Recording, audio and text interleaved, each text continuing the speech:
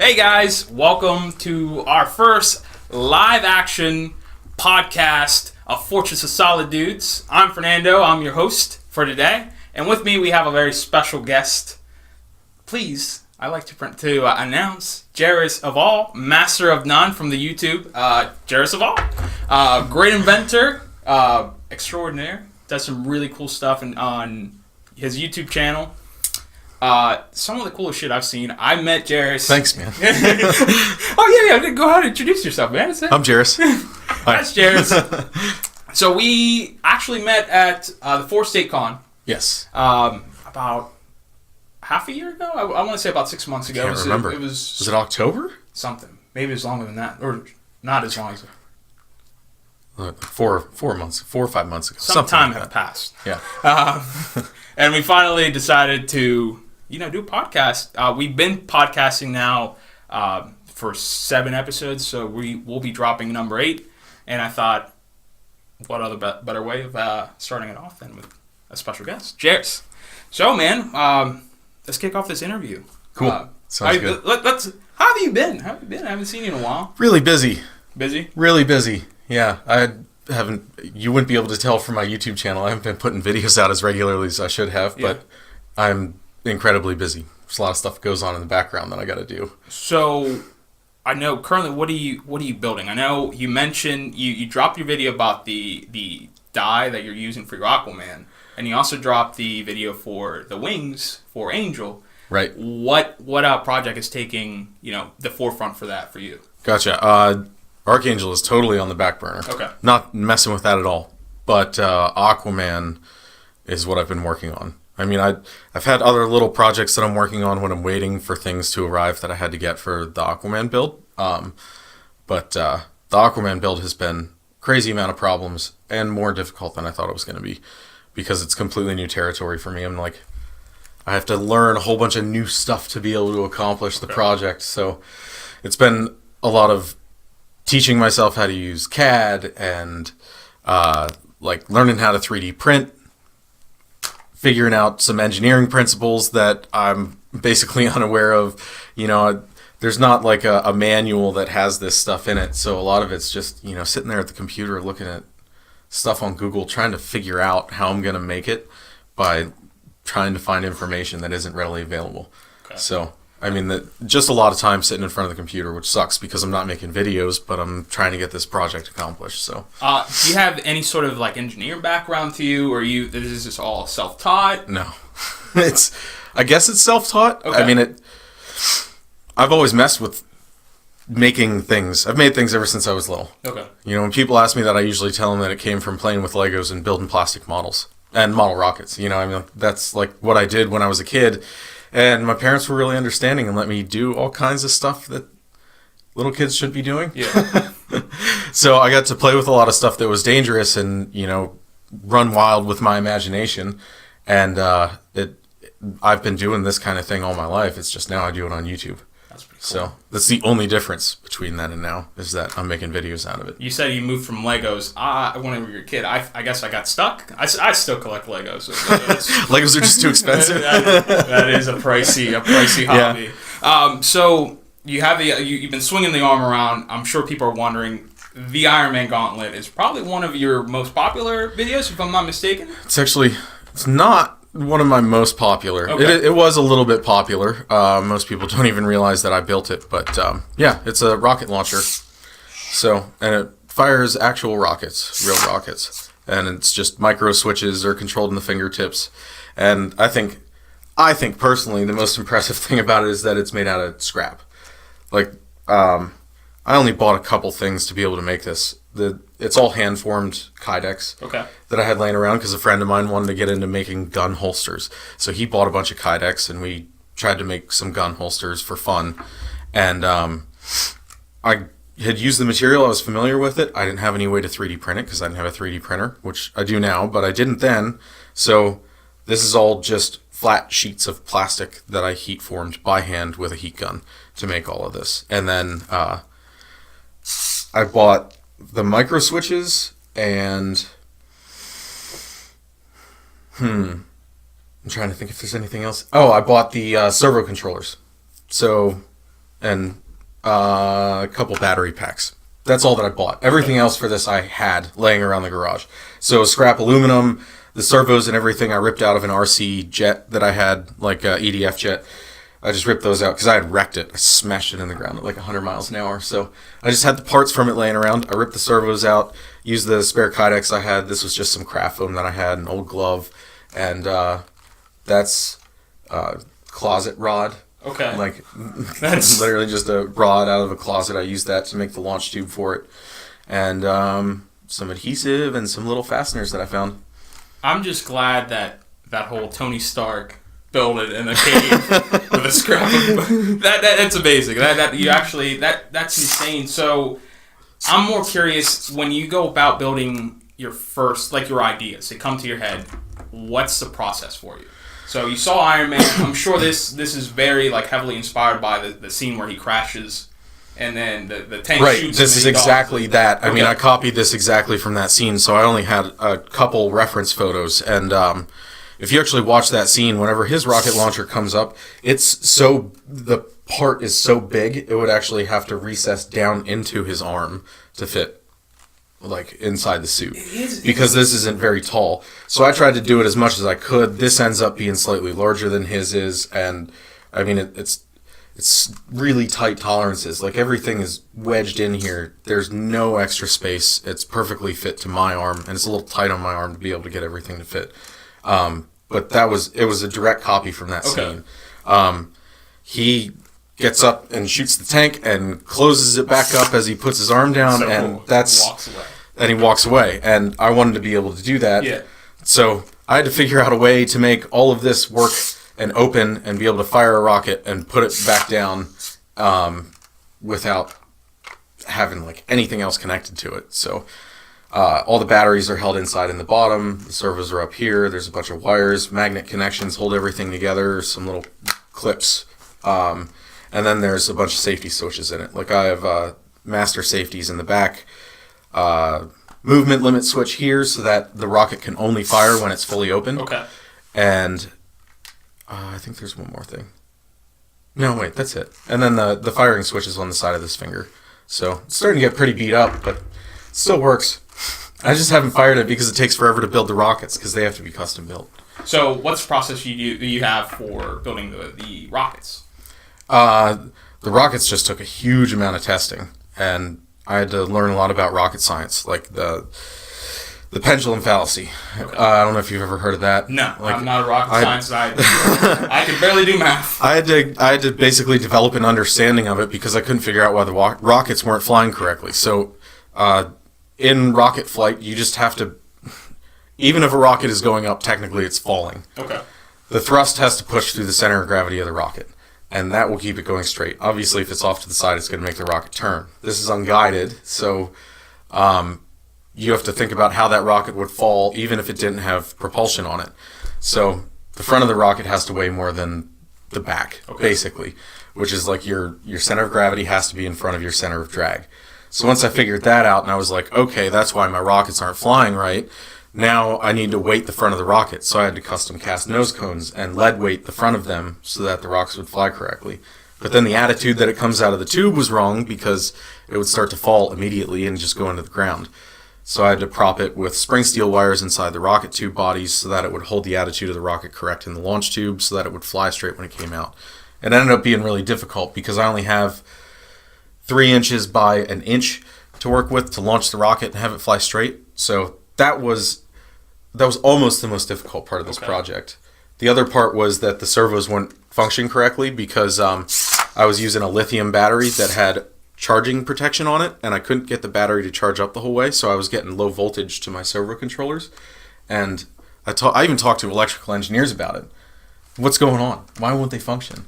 They had no idea because I couldn't tell what the voltage was coming out of the battery. Did you go in with the gauntlet and be like, hey, I have this? Well, I have a friend that's an electrical engineer, so I just Skyped with him, and I was like, why won't this function? I got you. And like low voltage didn't cross either of our minds, so for like 2 weeks I messed with it trying to get it to work. And then eventually I just switched to AAA batteries instead of a lithium battery and had plenty of voltage, and now everything works great. But right now it's not shutting correctly because some of the pieces have fallen off because it's been sitting around for so long. So if anybody's watching, the three of you that are watching, and you see that I have a permy smile, you guys have to understand, Iron Man was the first movie that I watched, and whenever that is by far my favorite scene, is whenever he launches and the rocket comes out. It's super, and I agree with you because you're like, the way it comes out, I've noticed that in like Avengers where he has all these guns, I'm like, where does it fit? He would have to not have shoulders for it to... exactly. Right? Like now with Infinity War, now it's like organic. It makes more sense than like, here's all these guns that I have. Right. Everything can change and come out almost like a transformer. So I have a permy smile the entire time because every time he opens out, I was like, that scene was so cool. So you have another piece here, and this is the what's the technical name? I know it's the punch. It's the power fist. The power fist. Okay. So what brought this idea to you? Like, what inspired you to do this other build over here? I guess you kind of asked me the same question about this, and I didn't answer it, but both of these have kind of come about the same way. And not all of my projects do. I mean, I get an inspiration from different things, or I find projects that I want to do for different reasons. But one of the main ways that I end up finding stuff is somebody will suggest a project to me, and you know, I'll think about it for a little while and see if it's possible. I thought about this, wanted to build something from Iron Man, and realized that I had a feeling that it would be possible, so I decided to try it. Because one of the tenets that I have on my channel is like, show my failures. You know, even if I don't succeed, make sure I include that to show people that, you know, even if you're not doing what you intend to do, as long as you keep pursuing it, you'll probably eventually be able to accomplish it. And even if you don't, you're going to learn a lot of stuff along the way. Yeah. So when I decided to do that, one of my friends suggested that I build stuff from Fallout, because we both like Fallout. So this is from Fallout 4, and they changed the design of the Power Fist for Fallout 4. He told me some of the things that he thought it would be cool if I built, and some of them I thought were basically impossible. But this one I figured I could do it. The actual punching action that this thing doesn't actually aid in breaking stuff at all. It's just the fact that you have 13 pounds of steel on your arm, and when you punch a cinder block, it's pretty easy to go through it. I could punch through 2 cinder blocks at one time with that. But like I said, the pneumatic portion doesn't actually help me do it. It just looks really cool. Okay. But when I made a pad so I can punch people with it. So you can put this pad on. It's like a 10-inch thick foam pad, and I can punch you with it, and it doesn't hurt at all. But when you punch people that are wearing that with this and the pneumatics are turned on, then the pneumatics make a difference. Because it'll push you back like 5 feet easily. Like, you'll either fall down or you have to walk backwards. Yeah. Because it's so much momentum, and then you have that extra push at the same time from the pneumatics. So if somebody hits you right and their arm's locked out, and then the pneumatics hit, it's like a extra 3-inch punch that's occurring at the end of the impact. And it's 150 PSI, and they're inch cylinders, so it gives you an extra 300 pounds of push. Okay. So it's like another 300 pounds hitting you after you've been punched. If you need another human punching bag, I actually know one of the guys. Brent would love to just get beat with this thing. Well, it's broken right now, but I'm going to fix it tonight, and hopefully I'll be able to use it again. So this seems like a really fun build. Like Gauntlet seems. Which one have you had the most fun building? Oh man, that's a good question. Because you've done the Boomerang. The Boomerang was really cool. And I was like, why haven't nobody thought of this? Like a rocket propelled Boomerang. Like, that thing was really cool. That's genius. It's that's definitely one of my favorite projects. But what was the question again? You said which one did you? Which one's my favorite? Yeah. To build. Yeah. Man, I don't know. I've had a lot of fun building a lot of them. I had a lot of fun building that axe that I made that was welded. Like, that was fun, but it was also a pain in the butt. So that probably isn't my favorite. I did have a lot of fun building that, because this is all made out of scrap too. That was just it's all scrap steel that I had, or that I got from a local metal shop. So all of it was just hand formed and cut and welded together. Okay. But man, I don't know. I have fun building all my projects, and the thing that makes it the only thing that would make it not the most fun is if there's too many failures. Like, this definitely is not my favorite, because it took me 2 months to do this project. a month basically to build it, and then a month of troubleshooting to try to get it to work. Okay. So huge amount of time just trying to make it work and function like it's supposed to every time. So definitely not my favorite project. I hated this thing by the time I was finished with it.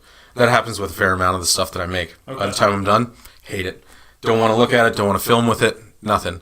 But it works. And then after I'm finished and you give me like a week, then I'm like, Yeah, I love you. that's cool. Yeah. So- then I feel that investment from the time, where I actually appreciate what I made. But when I first finish it, usually I hate it. Okay, that's really interesting. I can see that the frustration that actually translate to you like it's done. Yeah. So, do you have an inspiration person wise i.e. Tony Stark? Do you have an inventor in mind that you're like, this person made me the way I am today, or has it just been self-inspired and then you're the inventor, if that makes sense? I guess it's just I'm the inventor. Okay. I wasn't really inspired by anybody. I mean, I wasn't inspired by anybody to do it. When I got out of the Navy, I decided that I was gonna. Well, you asked that earlier. I'm not an engineer. I went to school for finance. I got my degree in finance, and then I joined the Navy. Went enlisted instead of officer because I wanted to try it out first, and decided it wasn't something I wanted to do as a career. So after I finished my enlistment, I got out, knew I wanted to start a business, but couldn't figure out what. Okay. One of my buddies, one of my best friends, he was like, you're always building crazy stuff and doing things. Why don't you try to make a living doing that, because you do it anyway? Mm-hmm. And I was like, there's no market for it. You can't do that. And he was like, well, why don't you do YouTube or start a blog or something? And I was like, that's kind of a cool idea. Yeah. So in that process of starting to do YouTube, obviously I looked to see if anybody else was doing it and if they were successful at it. And I saw Colin Furze and, I can't remember it. At that point, it was basically just like the King of Random was doing small projects. Colin Furze was building crazy stuff, but he was really the only one that I saw doing that kind of stuff. After I got into it, then I started meeting other people that did it, like Alan Pan and the Hacksmith and I don't know, a whole bunch of other people, but they were the main two because right after I started my channel, they both contacted me and started talking to me about doing collaborations and what I wanted to build, and we started talking. So now I'm friends with both of those guys. I don't know if you're familiar with Alan Pan. No, I know of the his channel's sufficiently advanced. He's done a bunch of anime builds, and he's worked with Mythbusters for stuff. Okay. I think he went on tour with Adam Savage and those guys. Cool. But I do watch a lot of that. The one-day project builds that he does. Yeah. And I love his style of building them.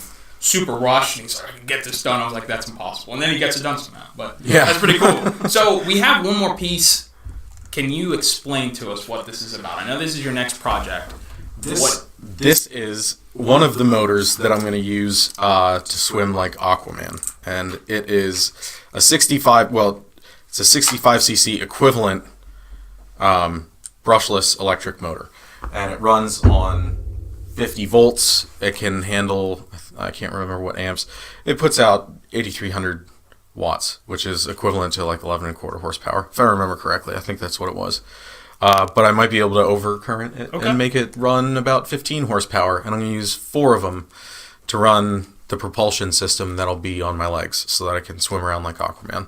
The goal is to be able to do the ultimate goal, I'm gonna hit 10 miles an hour, that's a guarantee. Mm-hmm. I'd like to be able to hit 15, but anywhere in that speed I'm gonna be able to jump at least 10 feet out of the water if I go straight up. So the ultimate goal is to be able to do a video where I'm swimming like Aquaman and I can jump out of the water like a dolphin, which I can't really think anything cooler than that. I think Aquaman's my favorite superhero, and to be able to swim Aquaman's supposed to be able to swim hypersonic, which is however many times the speed of sound. I think he can swim 3 or 4 times the speed of sound or something like that.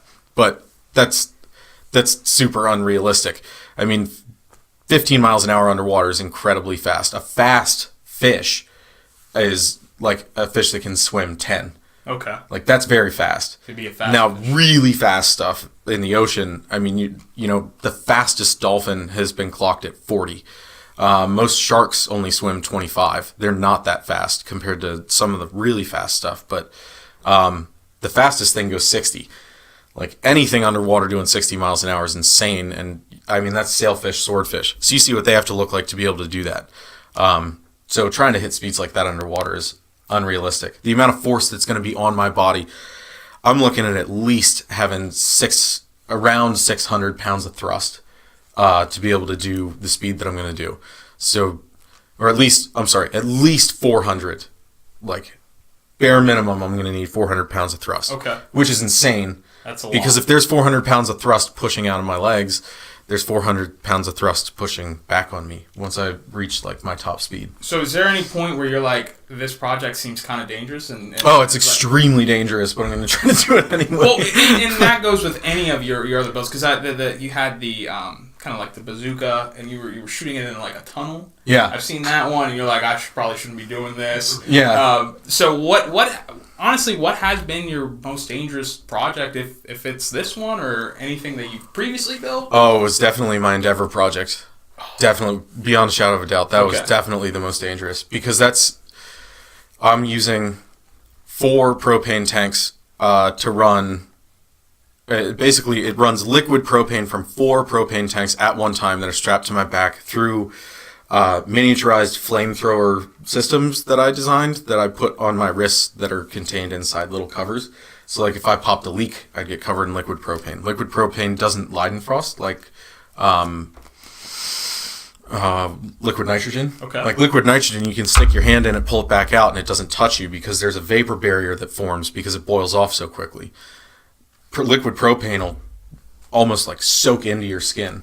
It freezes you very, very, very fast. I mean, fraction of a second exposure, and it turns your skin to ice. So, what was knowing? And I could have caught on fire, because then if I didn't freeze, like, I still had the potential to be caught on fire with it. Yeah.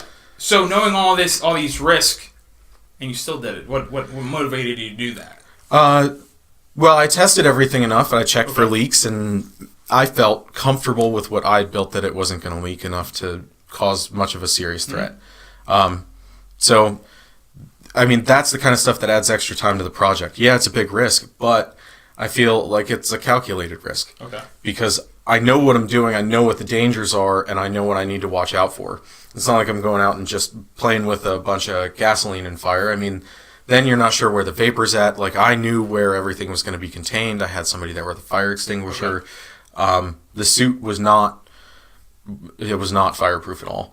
But because there was a muscle suit underneath the suit, I had a lot of foam insulation basically around me to mitigate like the freezing danger. The only thing that was left was the fire danger. But propane's actually not incredibly easy to catch on fire, especially when it's in liquid form. Okay. It gases off so fast, and it goes way out of its stoichiometric range so quickly that it's like hard to get it to catch on fire, be on fire. So that's why the build videos for that, I like to concentrate on science a lot in my videos too. So in the videos for the build for that, I did a lot of science videos about flame propagation, stoichiometry, and trying to make a 20-foot flame come out of my hand in an area about inch by inch and a half. You know, like to be able to create that flame in that small of an area is really difficult to do, because you have 2 streams of liquid propane and they don't want to catch on fire at all. So I used a little bleed system to get a pilot flame basically that was about 2-3 feet long. So like just the pilot flame looks cool, but when it's actually the tanks are full and they're at temperature, so I have full PSI and I shoot it, 20 foot. If you guys haven't seen his video, it's insane. If you're a big My Hero Academia, you'll love this, because this was I remember the con I passed by and I was like, man, that looks like Endeavor. And then he's like, yeah, it shoots 20-foot flames. I was like, I'm in. I'm in. I'm 100% sold on this. That was probably the best. That build was probably the build that made me feel the most like a superhero to this point. Obviously, Aquaman is going to make me feel like Aquaman, and yes, since he's my favorite, like that's going to be my favorite superhero build after it. But the Endeavor build was insane. Are you ever afraid you're gonna find get villains off of this? As you step closer and closer to becoming a legitimate superhero? Because at this point, I've thought about that, because that's what they say: superheroes breed supervillains. Yes. Right. So I have thought about that if somebody would do that, but I mean, I'm not too worried about it in real life. The time it takes to be able to set up any of these builds that I do to be able to film with them is like they're not realistic to go out and just use them most of the time. I mean, once you have the Endeavor suit on, you could walk around, do whatever, and as long as you don't have the system armed and put your hands back like that, you're not going to shoot any flames. Okay. So you could definitely walk around the suit. You'd look like an idiot, you know. I mean, the thing's crazy looking, but you could walk around in it. This is difficult to walk around in. I mean, I don't have a whole lot of function in my hand just because the Iron Man's hands don't make sense, like physically. There's no way it would work. But it looks so cool, though. Yeah, but the Endeavor build made me feel like a superhero. I mean, when you have the ability to just go like this and shoot fire out of your hands at will, I mean, that was a wild experience. Like, you can't... I've tried to explain it. I mean, there's not really any way you can explain it. Yeah. Like, you really do have the power of fire. Like, you know it's coming from propane tanks on your back and all that kind of thing, but you can do it. That's awesome. It's very surreal. When I put that suit on, it's kind of uncomfortable. It's pretty tight, but when you start shooting fire out of it, it's hard to remember like the stuff that you're supposed to do because it's just overwhelming because you have so much power, you know? That's so cool. It's interesting. It's definitely interesting. Well, man, thank you for joining us. This Jairus, guys. Jairus, thanks for having me. Yeah, this is I had to look at him the entire time.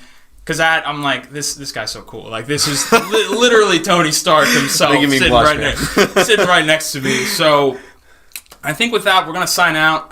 Jairus is going to be with us for the remainder of the podcast. So, check out the Fortress Solid Dudes where we talk movie news, TV shows, and comics. So, with that, I'm going to sign out. I'm Fernando Benitez. You guys can find me on Instagram and Twitter at Fernie_Sanders.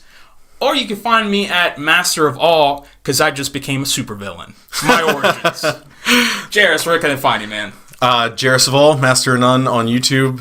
If you put in Jairus Of All, basically bring up everything. Instagram, Twitter, Facebook, all that kind of stuff. So, yeah, Jairus Of All. Sweet. Look it up. Subscribe on YouTube. Turn on notifications. That way you get notified when videos come out. Hit the bell.